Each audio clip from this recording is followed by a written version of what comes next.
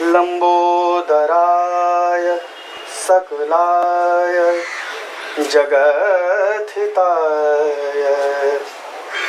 नागाननाय श्रुतियज्ञ विभूषिताय गौरीसुताय गणनाय नमो नमस्ते। साथियों, हमारे बनारस के इस टूर का जो हमारा अगला पड़ाव है वो क्या है और आगे हम कहाँ कहाँ जाने वाले हैं, उसमें हम मदद ले रहे हैं हमारे एक बहुत ही क्या बताएं, वो अपना परिचय आपको खुद ही देंगे। मैं आपका परिचय कराने वाला हूं सौरभ शुक्ला जी से और आगे का सफ़र हम उन्हीं के साथ तय करेंगे। तो प्रणाम नितिन जी। हाँ सर। वाराणस्यां परम स्थानम न भूतम न भविष्यति। This place is the best place which you never saw in your past and will not be in your future.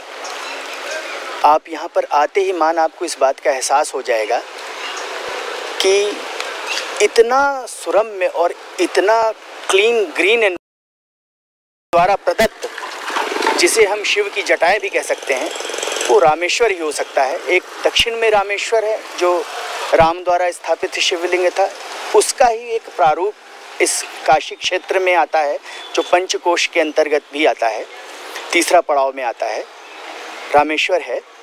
और हम लोग इस वक्त पीपल के पेड़ के नीचे हैं जिसमें ब्रह्मा विष्णु महेश का भाव पाया जाता है। और ये क्षेत्र विशेष इसलिए है कि यहाँ पर आप जब भी रुद्राभिषेक कराते हैं तो उसमें असंख्यात शिव का नाम आता है। तो ये वही असंख्यात शिवलिंगेश्वर का मंदिर है जिसे हनुमान जी, राम जी ने ब्रह्म हत्या दोष लगा रावण का कि उससे मुक्ति पाएं और उन्होंने ये पंचकोश यात्रा की थी, 84 कोश की भी यात्रा की थी। तो उसमें उन्होंने हनुमान से ये कहा कि जाके एक शिवलिंग लाना। और हनुमान जी भी जब ऐसी सुरम्य वातावरण में आए और इस पंचकोश और 84 कोश की यात्रा करते रहे तो उसमें वो खो गए। तीर्थाटन में तो समय का पता ही नहीं चलता, समय कब गुजर जाता है महसूस ही नहीं होता। तो हनुमान जी को शिवलिंग ना लाता देख करके, क्योंकि हर चीज़ का मुहूर्त होता है, एक नियमबद्ध समय होता है, तो भगवान राम ने मुट्ठी भर बालू से लेकर के यहाँ पे शिवलिंग का आगे निर्माण कर दिया। तो जब हनुमान जी वापस लेकर के पहुँचे तो उन्होंने उस यहाँ स्थापित किया। पुराने समय में जब हम लोग शिवलिंग की स्थापना करते थे तो उसमें बड़ी जेम्स और ज्वेलरी भी हुआ करती थी, जो उसका प्राण प्रतिष्ठा करने से पहले भूमिगत होता है क्षेत्र, जिसे हम सैंक्टम सैंक्टोरम कहते हैं। तो काल विशेष में आने पर चूँकि हम लोग इस परंपरा से गुजरे जहाँ पर इस्लामिक रूल्स भी आए और रूलर्स भी आए, फिर कॉलोनियल पीरियड भी आया, तो उन्होंने उन सब चीज़ों की जो अष्टधातु की मूर्तियाँ थीं और अच्छे अच्छे जो रत्न थे उनका क्षरण किया और अपने उपयोग में किया, व्यक्तिगत उपयोग हेतु। तो वो तो नहीं रहा, लेकिन उसकी ऊर्जा भी आप महसूस कर सकते हैं। इतना सुरम्य वातावरण, इतनी हरियाली आपको काशी परिक्षेत्र में कहीं नहीं मिलेगी। आपको ऐसा लगेगा कि भगवान शंकर अपनी जटाओं से खुद आपके गले में माला पहना रहे हैं। तो ये वो विशेष स्थान है रामेश्वर। और रामेश्वर का एक अर्थ है कि जिस राम ईश्वर मानते हैं शंकर जी को और शंकर ईश्वर मानते हैं राम जी को। तो हमने एक बार आपको पहले भी ये बता दिया है कि इन दोनों में कोई अंतर है नहीं, दोनों एक ही रूप हैं। एकम सत्यम विप्राह बहुधा वदन्ति, ईश्वर एक है।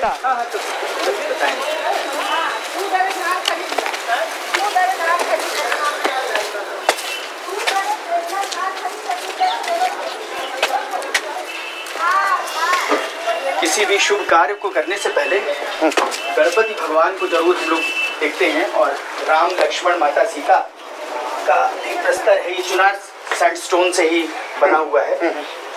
तो भगवान को याद करते हुए विघ्नेश्वराय वरदाय सुरप्रियाय लंबोदराय सकलाय जगद्धिताय नागाननाय श्रुतियज्ञ विभूषिताय गौरीसुताय गणनाय नमो नमस्ते। तो राम के ईश्वर ये शिव और शिव के ईश्वर राम, यही है रामेश्वर। संस्कृत में बहुत कम शब्दों में भाव ज़्यादा निकलते हैं। तो भगवान राम और शंकर गणेश का इतना सुंदर मंदिर हम लोग देखने जा रहे हैं, और उसके पहले ही पहुंचते ही मान कितना बढ़िया इन्होंने किया है। लेकिन एक बात है कि कभी भी इन प्रस्तर खंडों पे पेंट नहीं करना चाहिए।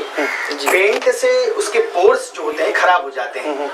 अकॉर्डिंग टू द आइकोनोग्राफी, जो स्कल्पचरल आर्ट्स होती हैं, उससे क्षरण ज्यादा होता है। आप ये देख रहे हैं। तो इसका जो मूल स्वरूप है चुनार का, वो अपने आप में ही इतना कलरफुल होता है, इतना सुंदर होता है, और वो कई हजार साल भी ऐसे ही बना रहेगा। पेंट करने से उसमें क्षरण होता है, क्योंकि वो जैसे हम सांसें लेते हैं वैसे प्रस्तर में भी छोटे छोटे छिद्र होते हैं जिनसे वो सांसें लिया करते हैं, और उनके कलर्स चेंज होते हैं अकॉर्डिंग टू द लाइट। जो लाइट रिफ्लेक्शन में करते हैं, जो फोटोग्राफी में रखते हैं, उनको इस सब चीज़ों के बारे में बहुत पता होता है। इसीलिए वो इस काल प्रस्तर पे लिखी बनी हुई कलाकृतियों का अध्ययन करते हैं और उनके रिफ्लेक्शंस को कैमरे में कैद करते हैं।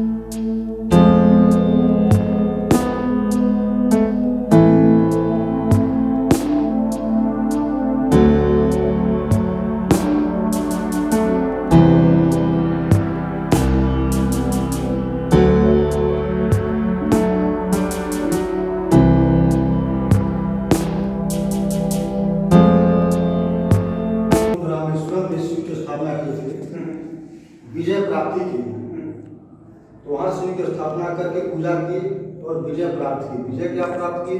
रावण का वध की। रावण ब्राह्मण थे, भगवान क्षत्रिय थे, तो ब्राह्मण मारने का दोष का पाप भगवान राम को लग गया। तो जब अयोध्या वापस आए, अयोध्यावासियों का पानी पीना बंद कर दें,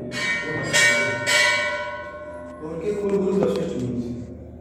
तो वशिष्ठ मुनि ने कहा कि आप प्रभु पंचकोशी यात्रा कीजिए, तो समय आ जाए तो आप शिव की पूजा करके पाप से मुक्त हो जाए। तो कई जगह भगवान अयोध्या किए, सब जगह पंचकोशी यात्रा किए, लेकिन मुहूर्त नहीं आए।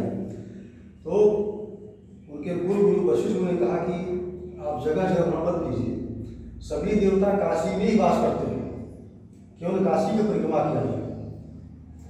तो काशी की परिक्रमा की मध्य भाग तीसरा पड़ा। तो जब यहाँ आए तो रात निवास किए, तो कुल गुरु वशिष्ठ ने कहा कि प्रभु अगर आप इस अपने इष्ट शिव की स्थापना कर देंगे तो पाप से मुक्त हो जाएंगे। तो उन्होंने भगवान राम ने हनुमान जी से कहा कि एक शिवलिंग लेके आइए। तो हनुमान जी को होगा कि हम बिना हमारे भगवान का कार्य पूरा नहीं होता, अहंकार होता है, और अहंकार ही भगवान का भोजन है। वे गए मूर्ति लाने के लिए, तो सोचे कितनी बड़ी मूर्ति ले जिसमें भगवान प्रसन्न हो, अहंकार हो गया उनको।